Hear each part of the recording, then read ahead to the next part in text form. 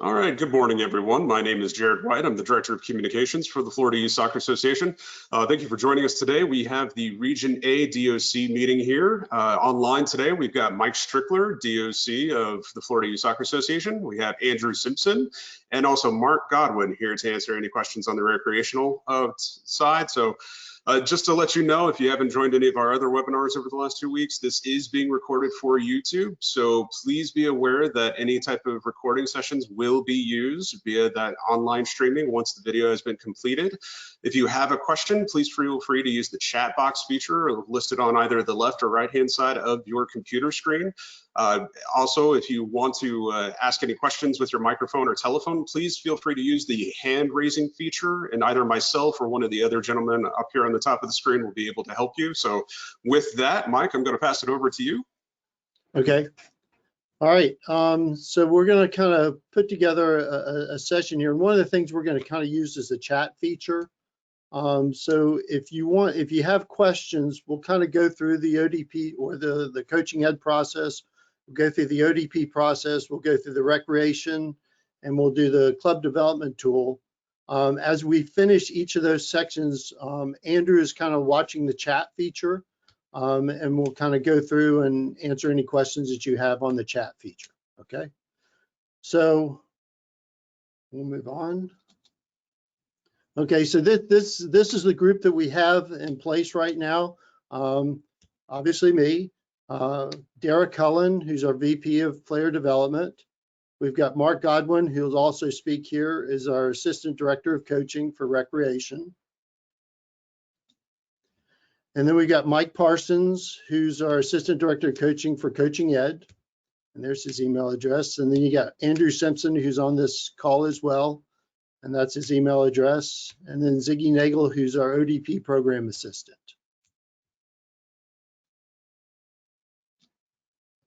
Okay, this is the agenda that we'll use. And we'll go through this as we go as we finish the session. So let me go to the next screen. This is coaching education. And basically, this is what we're going to cover: the grassroots license, the D license, the C license, and some of the U.S. United Soccer Coaches diplomas as we go through this. Okay, so here's what we have. We have the online courses. We've got the in-person courses, and then the 4 versus 4, 7v7, 9v9, 11v11. So if we look at this, in order to take the online course, anybody can take the online course. Now, in order to take the in-person course, the coaches need to be at least 16, and they can take that course. Plus, they have to do the introduction piece to that course. With a D license, they must have 1 online course, 2 in-person courses, and one of those courses must be an 11v11. Okay.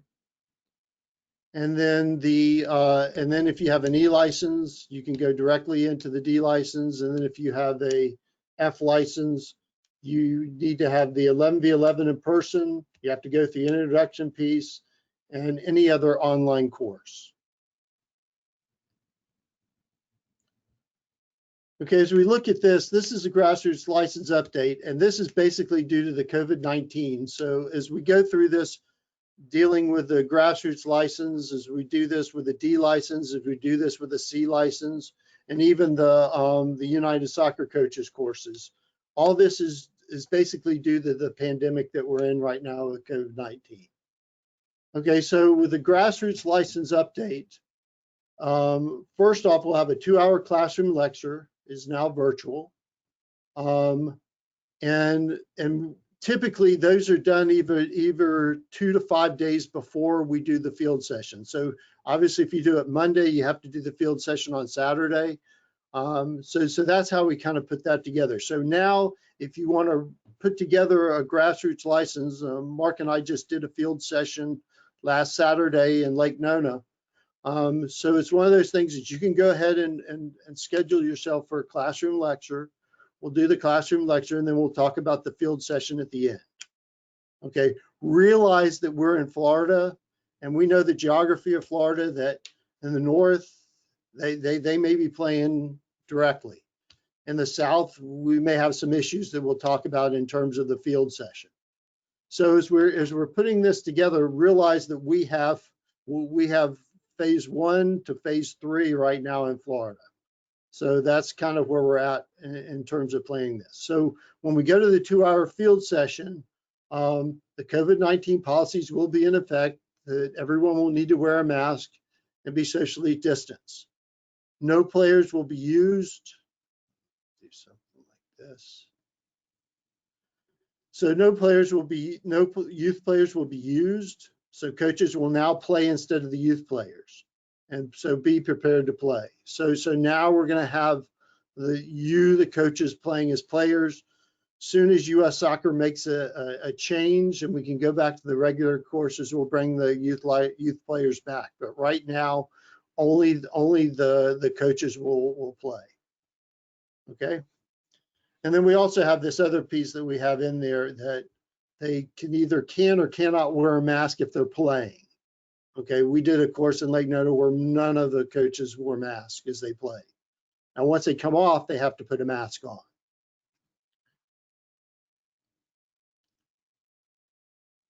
And then with the D license, that'll take over 2 3-day weekends.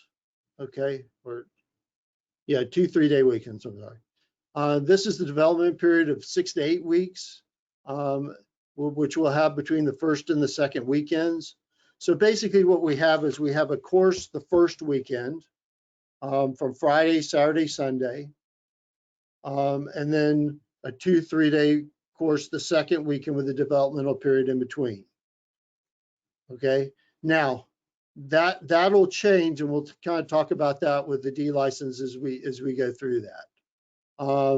It is encouraged for all candidates to have a laptop, computer, and tablet to complete the course.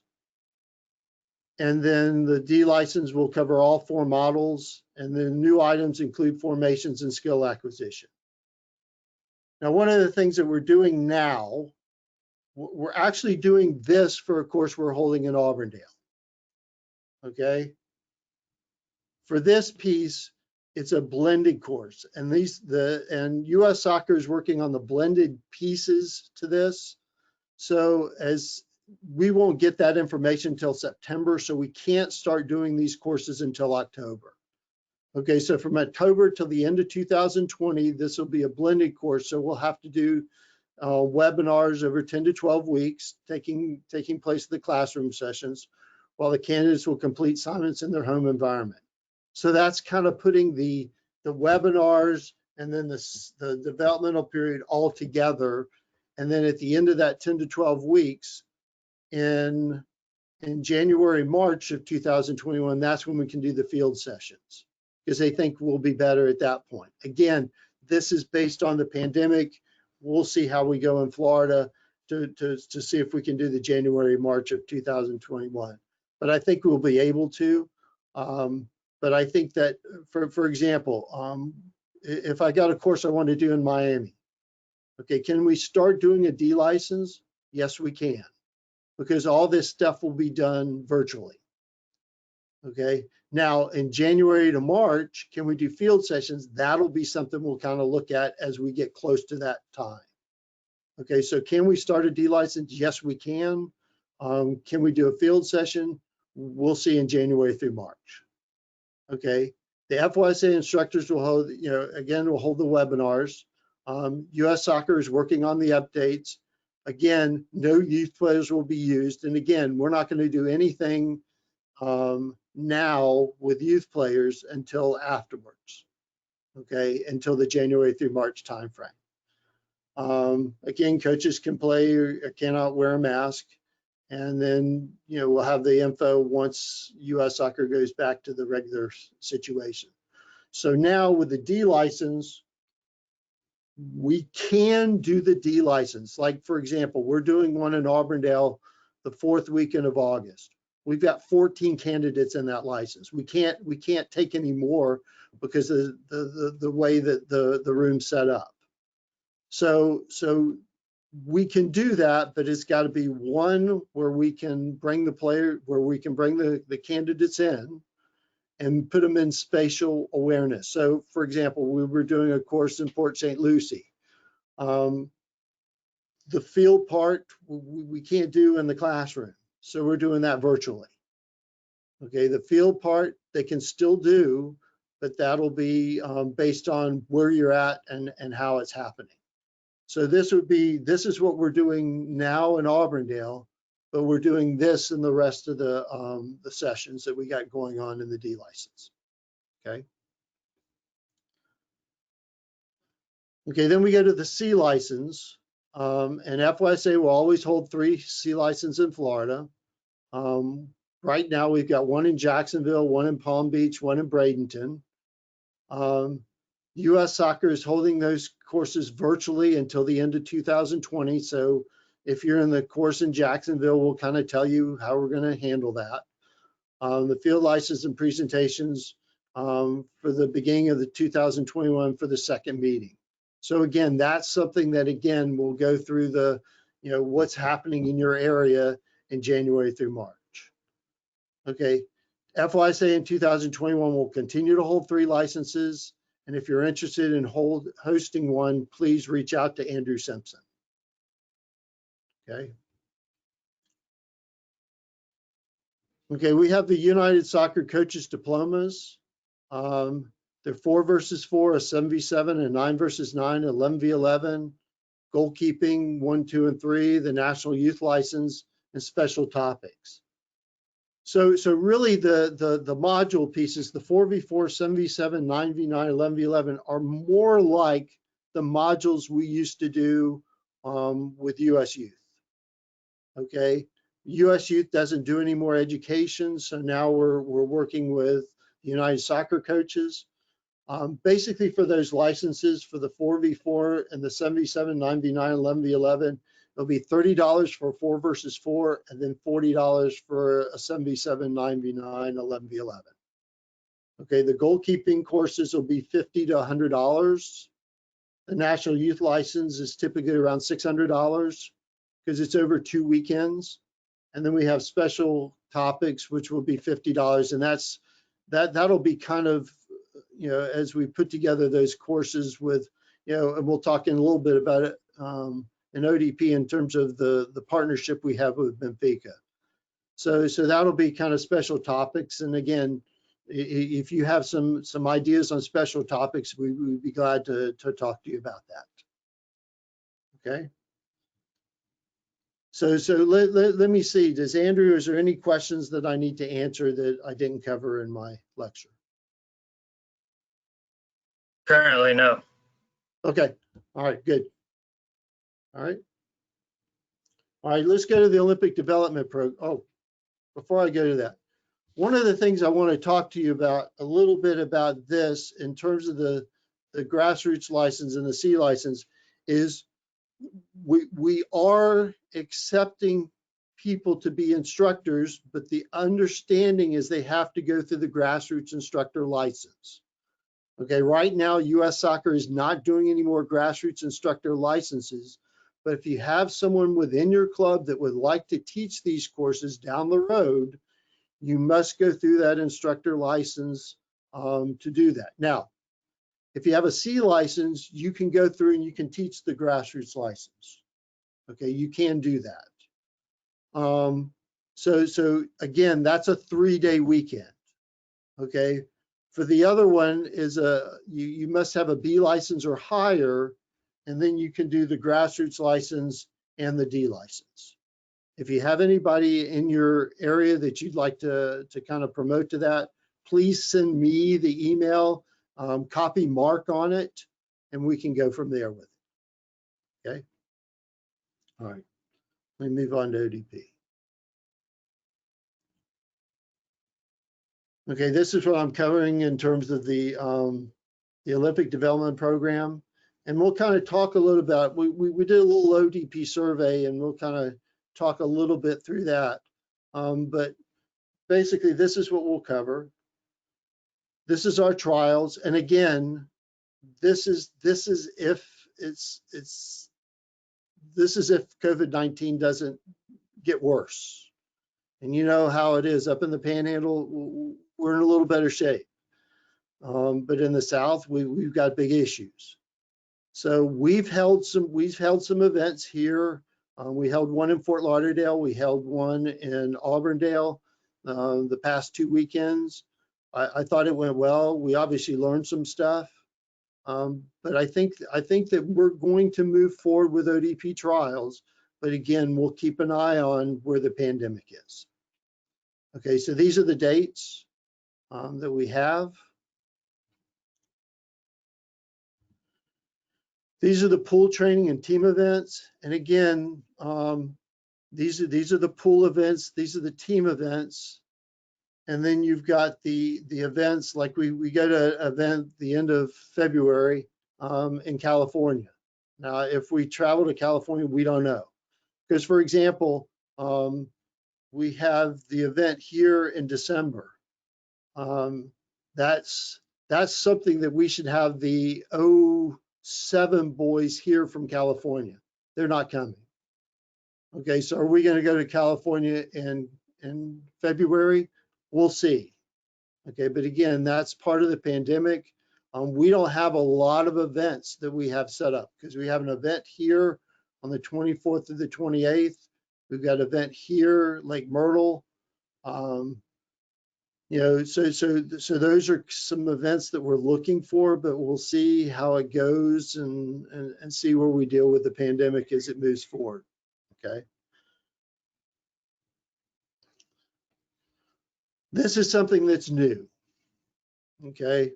We now have a partnership with the MLS. And this has basically been 2 years in terms of us working with the MLS and seeing how can we as ODP staff work with the MLS partnership. And it's not just MLS, it's a big piece, but we want to make sure that we can take our ODP coaches, take the better players, put them in some of the GA programming, which is we have right here, the high level of competition. So I think it's something that we can kind of see if it works. Obviously, if you look at it, we're developing a big nationwide scouting network. I think that's something that will enhance us. We've talked with our administrators, both on the girls' side and the boys' side, into how we can present a scouting network nationwide. Right now, it's kind of like if you have some coaches in the area where the event is happening, they'll kind of use you in that. But it'd be nice to have the National and State Association ODP program all together. For some of the events, for all the events for this, it's no cost for the selected players. The only thing that they have to worry about is they have to get to that site. Okay. The high level of competition, we have the GA programming, the high level ODP coaching, opportunity to be scouted for future and regional and national events, and the scheduling tailored for college recruiting. So again, we're not scheduling something when the colleges can't come and watch you. I mean, again, you look at colleges, they don't know what they're doing either. So we're kind of moving forward with that. So that's kind of what we're doing with the ODP partnership. We'll have other information as it comes out and stuff, because I know they have an event in October. We have another event in Champions Gate in November. And then we have both the boys and the girls. So, I mean, both of those are really close, but are they going to happen? That's going to be a decision based on where we are with the pandemic at that time. Okay. Okay, one of the things that I've worked with Benfica, and this has kind of been probably about a year-long process, and now we have the pandemic, so we really can't travel yet. But we've kind of partnered with Benfica. They have a top-level academy, and if you kind of go on the Benfica site, you can see how the setup is there in Portugal. And we're one of the 4 states that they've come to work with in the U.S. I mean, all of us, our ODP players can travel either as individual or teams. to work with their coaches in Benfica. Obviously, our coaches will be getting some information from them. Basically, here's what we had set up this last year is we were going to go there in November with the coaches, and then we we're going to go back there in March. Right now we've got everything put on hold. So you see, I've got dates in March. Those are just hold dates. We're not planning on doing it yet. Once I get with Benfica and we can say, yes, they're open. Yes, we can travel. Yes, we can do that sort of stuff. But this may be something that we kind of put off for another year or so. But again, it's something that we're kind of looking forward to improve with our travel. And I think it's a better situation now that we have a partner, and I think they can handle a lot of the issues that if we're planning a trip and we're saying, okay, we're going to go travel to Benfica and we'll do that right now, there would be some issues with that. But I think with Benfica, I think they do a lot of the planning, they do a lot of stuff, and obviously when they come over here, we'll do the planning and make sure their coaches are taken care of. So that's kind of what we're working with Benfica. And I think that's in terms of, when we talk about the special topics, I think this is where that they could go. Okay. Okay, and this is just, I could have listed all the players here that were made the South region players. And these are the players that we looked at to bring into that interregional event that we're holding in Champions Gate in November. So we have all those players that were up to be looked at, and a lot of them are most of them are in the team because they're taking 2 teams in each age group. And then the rest of them are kind of alternates. But again, we're number 1 in the South in terms of what we do ODP wise. And I think that says a lot for what we have. Okay, we got our national team players. Obviously, we got Josie Altidore and Morgan Bryan that have been with our national teams recently. These are some of the other players that we have on women's national pro teams. Obviously, if they're with the national team, they've got the women's national team part in that. And then we've got the women's national youth team. So again, these are the youth players. These are the professional players. So these are the youth players that we have with the youth national teams in the past year. Now, looking at that, this is just this past year.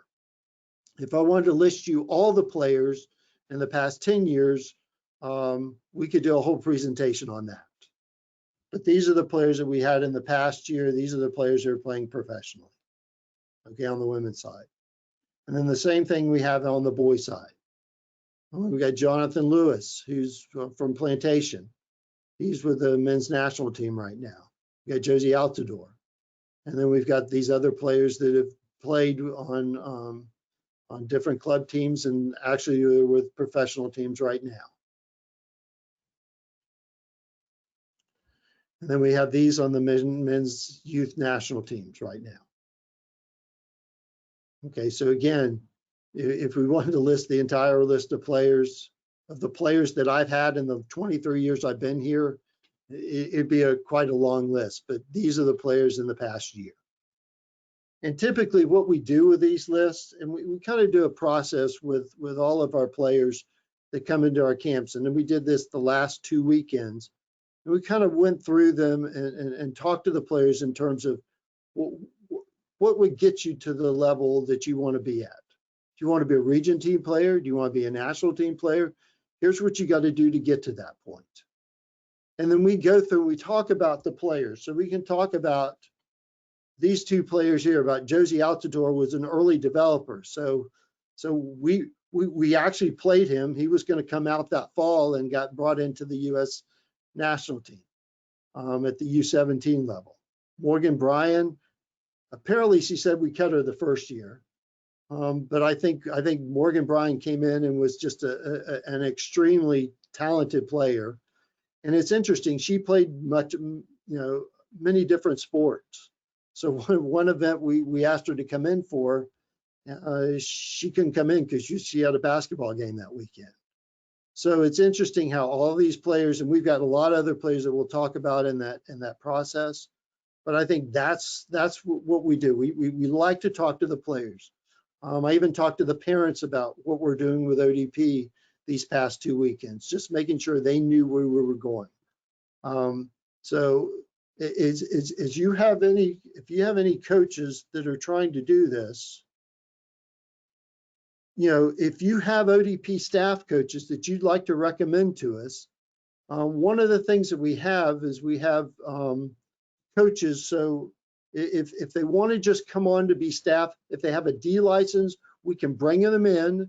They'll be an administrator, okay? But if they want to be on full staff, they have to do a C license or above, and that's taking in the United Soccer Coaches licenses as well. And obviously, we have some professional licenses from outside the country that they would be able to go into that. So basically, that's what we're kind of handling in terms of ODP. Andrew, do we have any questions on that? Nope, none right now. Okay, all right. All right. Mark, do you want to come in?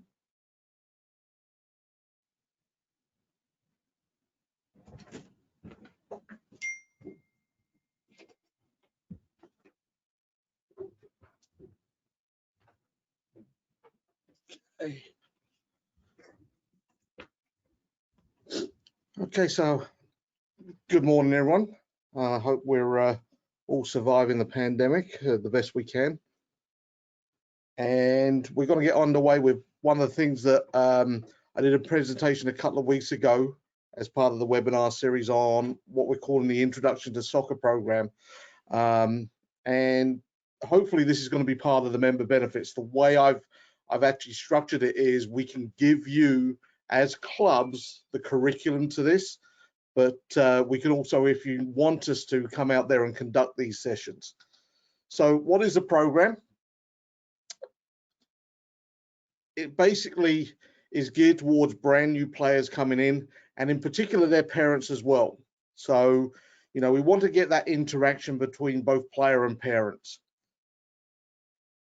It's a way to introduce parents to coaching as well. One of the things, and I did this program with my own club many years ago, I found there was so many benefits from doing things this way, because I started to get parents to step up to the plate and volunteer for coaching in the future. And certainly that's one of the challenges we have as directors of coaches for clubs, is always trying to fill that void with our recreational programs. We get an influx of players, but we can't always get enough coaches to come in and work with them.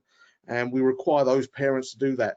And what I started to find is once they came through this program, they were quite forward thinking and volunteering instead of having to be voluntold to actually coach their own child. It's also a change in our soccer culture, and that's one thing we have to see. It's kind of interesting when you actually break things down for the recreational programs, and we look at that change in our soccer culture. So when you do the research, you'll find that on average, a recreational player only plays soccer about 1 to 2 hours a week. And that's fine. I mean, that's recreational soccer, but can we impact that? Can we make a change? Because we're only going to grow and get stronger if we can do that. So, as I mentioned earlier, the program is designed to bring those parents and children together and work on soccer in their own environment. For many, many years, we've seen, basketball hoops in the driveway, kids throwing baseballs or footballs in the front yard. We're starting slowly to see a change in that trend and getting soccer goals in the front yards and so forth. But can we really have a huge impact on that and begin to see a lot more soccer going on in their own backyards? So this is the real kicker to me. It could become fun, enjoyable. And I know most of my quality family time is actually spent out there on the soccer field. It's one day when we go out and watch my son or daughter play, where it brings the family together. So you know, when we look at things that's happened recently, that's happened a lot, hasn't it? With COVID-19, families have had to interact a little bit more, you know, and sometimes we've been pulling our hair out, certainly trying to accommodate doing the classroom work from school at home and so forth. I keep saying this as a joke, but I'm pretty sure I did. I probably failed the 8th grade this past year with my daughter, so I wouldn't be going into high school this coming year. It was tough, a lot tougher than when I went through it the first time. But we also want to see some positive parenting out there. And I took some of these from the old National Youth License, which I know many of you probably have taken.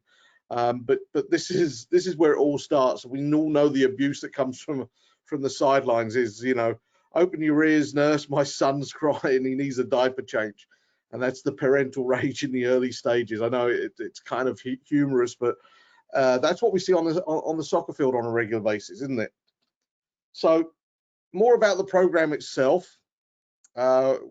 It's really geared towards the new incoming players whose parents probably never had that experience of our great game. And there's still a lot of them around. You know, it is changing. Our environment's changing all the time, but there's still a small percentage of parents who never experienced soccer when they were growing up. Now, I'm not going to say that it's not going to benefit those seasoned pros, the ones who've been in it for some time. And again, I think they could be some of the ones that we have issues with from the sidelines. So can we impact them and change their way in which they support our game? So this is the key to me, is can we get the parents educated on how to coach their own player in the backyard? So I think we can certainly have an impact on that. And that way it goes a lot further with player development. You know, from our side of things, you know, if we were only having that 1 to 2 hours impact with players each week, if we can get a little bit more, it's really going to help us, our club, develop as a whole. So the other part of the program is, and the curriculum is going to be available to you. All I need is an email, but there's a parent education piece on how to become a fan of the game. What do we support? I think one of the issues we all know of is with the younger age groups. If you see a 4 or 5-year-old kick a ball 20 to 30 yards down the field, parents are going to be cheering like anything from the sidelines, and that child believes they've done something really good. But in reality, we all know they probably just kicked the ball straight to the opposing team. So it's educating them that, yeah, okay, maybe the technique was good, so forth, but we want to maintain a little bit of possession here, maybe. So cheer where it's appropriate, and hopefully maybe we can go away and they can say some things to their own child in their, you know, in their own home, and help develop the player from there. So the other part of it is a little bit of education on correct soccer equipment. How many times have you gone out there and you've seen a child whose shoe size is probably size 2 and they're wearing a size 3 or 4 because the parents believe that they're going to do it that way because they know they're going to grow into those shoes? Well, that's not good for soccer. That's where the blisters start coming into play, because now you're creating some movement inside the shoe for friction and so forth. So it's educating the parents there. So how does the program work? The parents and players arrive to meet their new recreational soccer coach and club official. So it's a chance for everyone from the club to have that first time interaction with those new incoming group of players and parents. A great opportunity to let them know and give maybe the club an identity. Once they do that, the players and volunteer coaches work with either your professional staff or our staff coming on fun activities. So we're trying to educate the coach as well as develop the players, but the parents will go off on their own with one of our lead instructors or one of your lead instructors, and they'll work on the coaching a different technique, how to teach a parent to coach technique within their own backyard. And then we'll bring the players back in with the parents, and they will work together, and we can actually go round and work with each individual on how to do this, how to correct it, getting the players to have that right feel for the sweet spot on their shoe. And then players will go back again, have some more fun when we spend a little bit more time educating the parents. And then finally, you finish with a game. And of course, this is where the staff can go around and educate them on how to actually be true fans of the game and what to watch for in the game, because they have no idea, do they?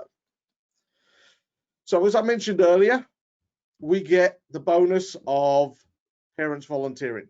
I think that's a byproduct of this program. I've seen it work at my own club, where probably 2-3 weeks before the start of the season, I was crying out to find an extra 20 volunteer coaches. And we got them. When we ran this program, a lot of the coaches or the parents said, hey, I can do this. It's not that difficult, because there is a fear factor for them in volunteering. So hopefully we start to see a little bit more of this happen. I also mentioned earlier where the basis of this program came from. A lot of us here have gone through the National Youth Coaching course, or when it was with US Soccer, the National Coaching License, the youth license. That particular course is now being run by United Soccer Coaches. So it's still out there. You still have the ability to go ahead and run those courses. And if you're interested as a club in hosting one of those, please let us know, because we can coordinate that. As you heard from Mike earlier, we've partnered with United Soccer Coaches on hosting all those diploma courses. So let us know and we can set some of those things up for the future. But we want to give an understanding of what the game really looks like at under 6 to these parents, because a lot of them have these misconceptions that 6-year-olds should be looking like the big game, the 11v11 game, when the reality is it looks like this. It's the amoeba soccer. There's one ball on the soccer field and we got that little ruck in the middle, and wherever the ball goes, they follow. So getting them to understand that this isn't a bad thing. This is how they engage in the sport at the younger age groups and where it's going to take them for the future.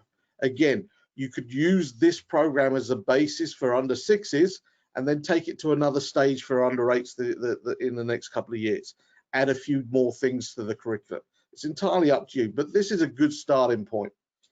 So some of the important things to know about the program: we're going to provide a complete curriculum for you guys if you want it.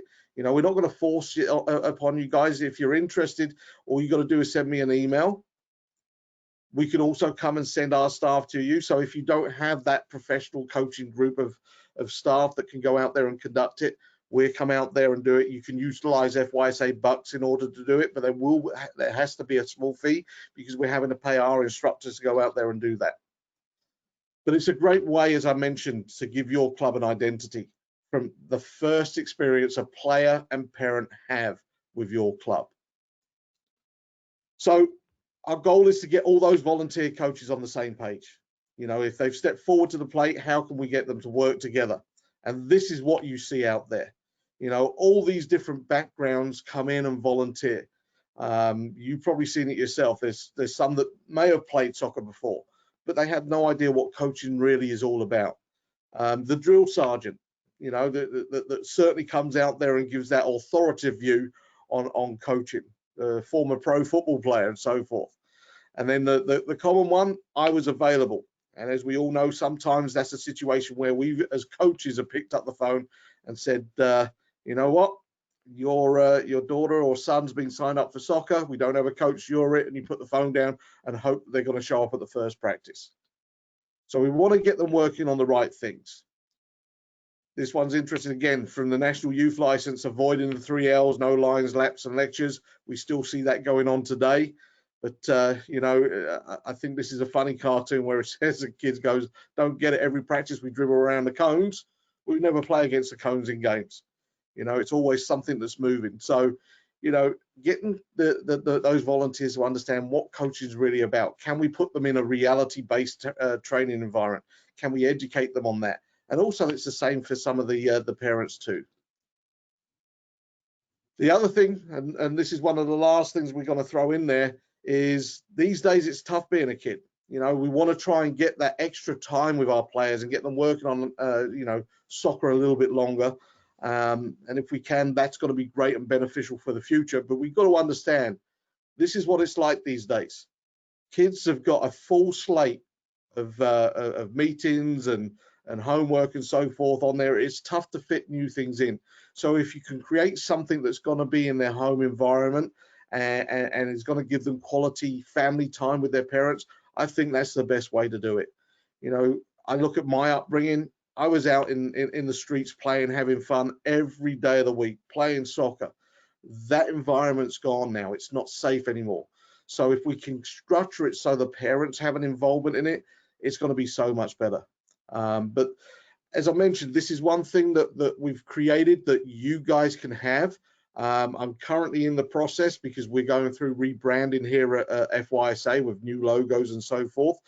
So I'm currently going through the process of updating, because when I designed it and finished it a couple of months ago, it had all the old logos on it, and I've been told to update it with the new ones. So once I've got that, it should be available this week. If you're interested in it, I'll email it out to you. Just send me an email and I'll copy the full curriculum for you guys, and it's there for you. And as I say, if you don't want to be able to, or you can't implement it yourself and you need help, don't hesitate in contacting us. We're here for you guys. So that's it from me. Are there, Andrew, any questions about the Introduction to Soccer program? Nope, nothing there. All right. Thank you, guys.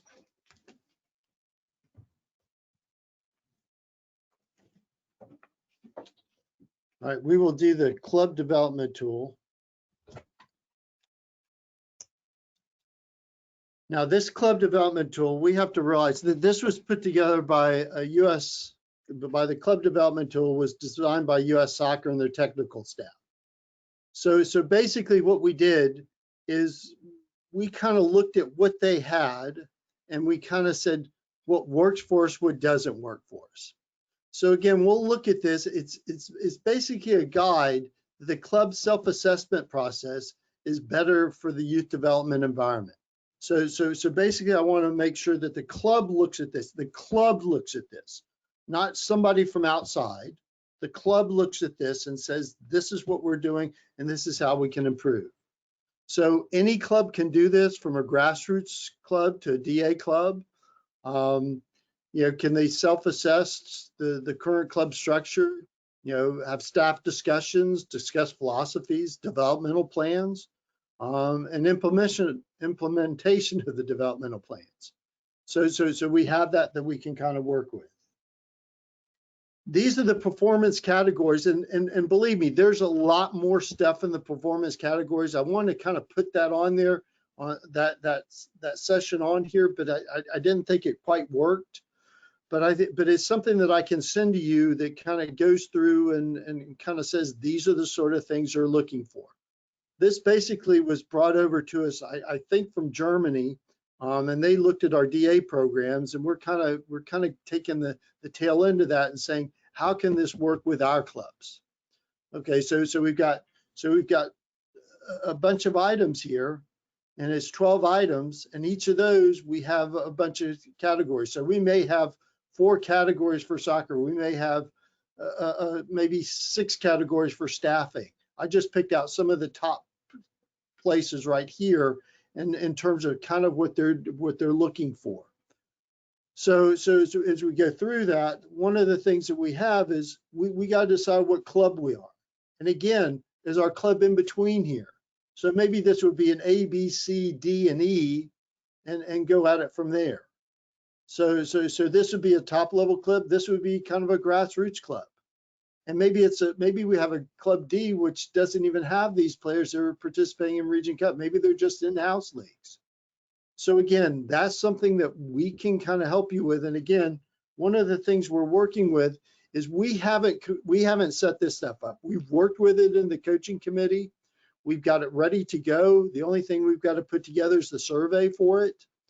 But I think it's something that, you know, we can pilot with some of the grassroots courses we're doing in Florida this year, see how they look at it, give them the survey.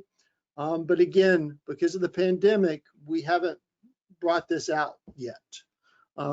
Because believe me, in the summer, or actually from March on, we've had lots of other issues we have to deal with, and trying to throw this out there isn't a good time to do it. So we'll wait till everything settles down. We'll kind of go to some of the grassroots licenses, but it is something that we have been working on with the coaching committee, ready to put it out there. But at this time, we didn't think it was appropriate to put that together.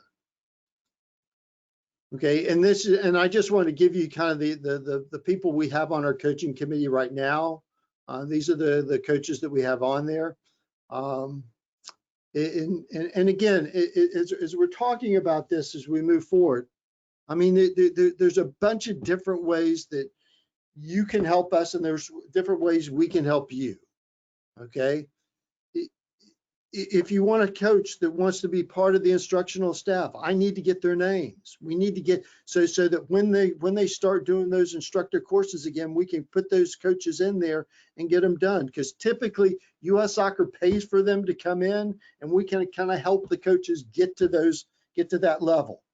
Okay, so we can get the instructors, we can get them trained. You know, US Soccer is paying for some of it, we're paying for the rest of it. So it's not costing them any money to go to that instructor license. Okay, we have ODP staff coaches. Okay, they have a D license or a C license or higher. We can use those coaches. We can kind of help them, you know, give them some different ideas. It doesn't just look at players. It's a matter of putting together sessions. We did 2 sessions the last 2 weekends, and I thought they went very, very well. So do you have coaches that you can kind of send to that? That would be good. And do you have coaches that can go to the coaching committee? Okay, is there people that want to be involved with this group?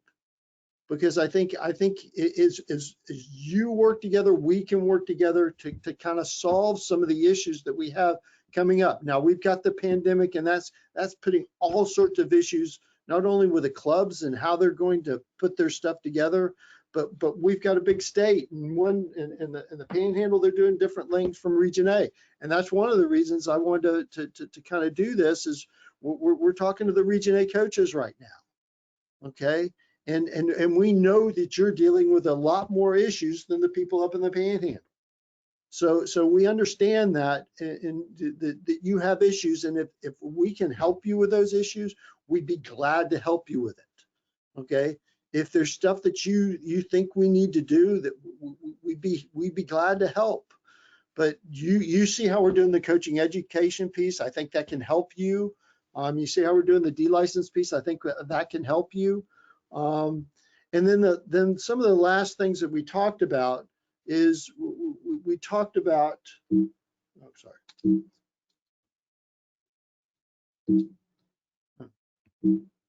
Okay.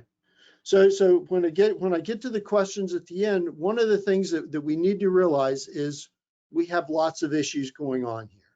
And one of the things that we looked at in terms of State Cup and FSPL and all that other stuff, we see that that's something that would work. Okay. So I think that's something that we can kind of give you a waiver piece, because you've got a lot of other stuff you're dealing with your clubs. You don't need to worry about getting coaches licenses and stuff.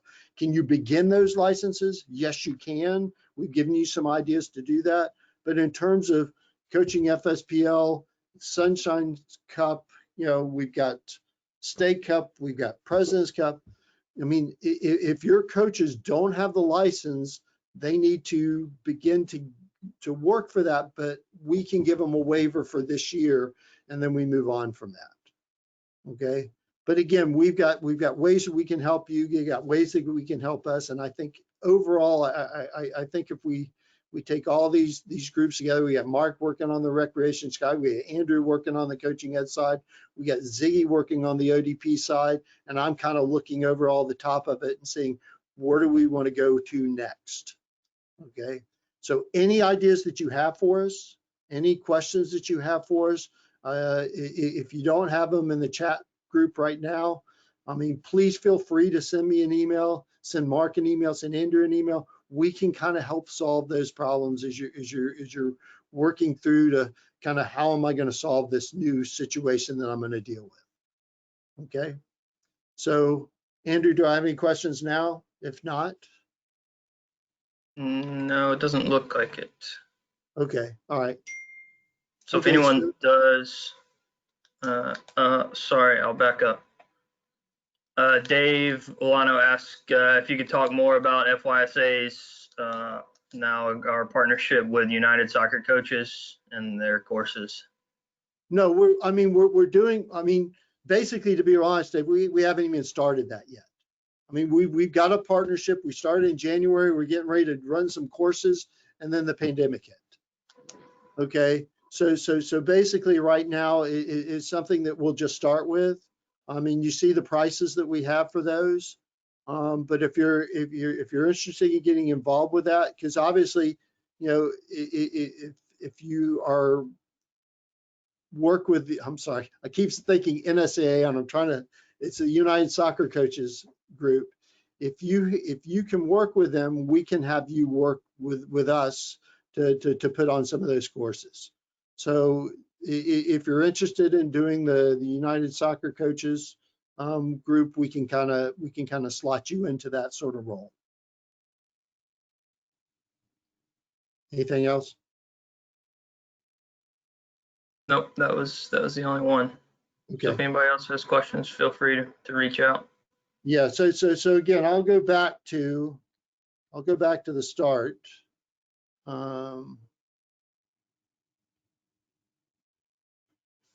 These are the people that you'll deal with, and these are the people you'll deal with.